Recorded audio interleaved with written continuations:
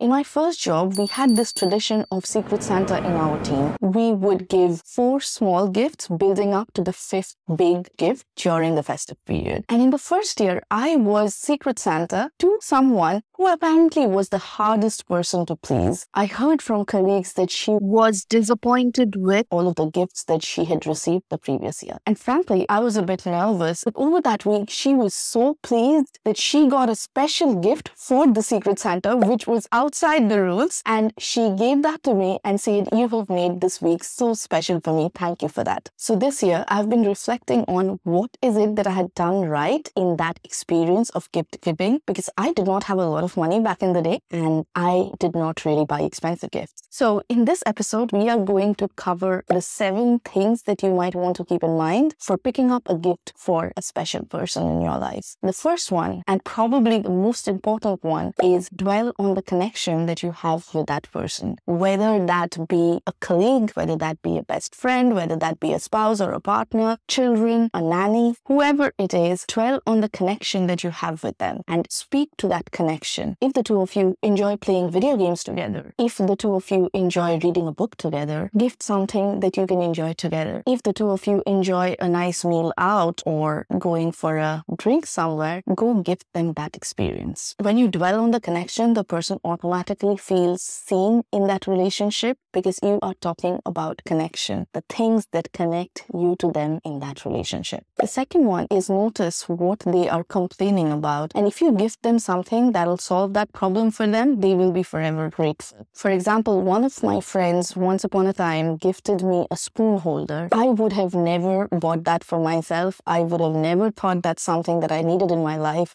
but I was always complaining about where to put my spoon. She gifted me this thing and she changed my life for the good, because once that broke, I replaced it with another one. I knew exactly what is it that I needed to buy. So I'm forever grateful to her for introducing something called a spoon holder to me. The third thing to keep in mind is to not gift them something that they're really into. Chances are that if they're really into something, they would already be 50, 100 steps ahead of you in their research about that thing. For example, if you wanted to buy me a box of incense sticks because you know that I'm into incense sticks, I can guarantee that you wouldn't know which one to pick for me because I have a very specific taste that I have developed over the years. The same goes for people who are connoisseurs of wine, of tea, of coffee, you name it. If they are into that thing, it's very likely that they have a ton of research, more than you'll ever be able to do over a couple of days. So try and not gift them that. The next thing to keep in mind is that these days, people value experiences more than material things. So if you can actually gift an experience rather than something material, you might find it easier to choose for them, and also it might be cheaper than actually buying something material. So for example, it could be something like, I will take you on a hike to the nearest forest around. So you could buy experiences on experience days or something like that. Here, even craft your own experience. For example, I will teach you in 1 hour how to make this favorite curry, or I'll take you out for a walk into the forest and go deer spotting for 2 hours. So these are crafting experiences around the person, knowing what they might not have experienced in the past, or they have in the passing mentioned that, oh, that would be really nice. I wish I knew how to do that. So experiences are one of the best gifts out there, and ones that are not difficult to find and also not as expensive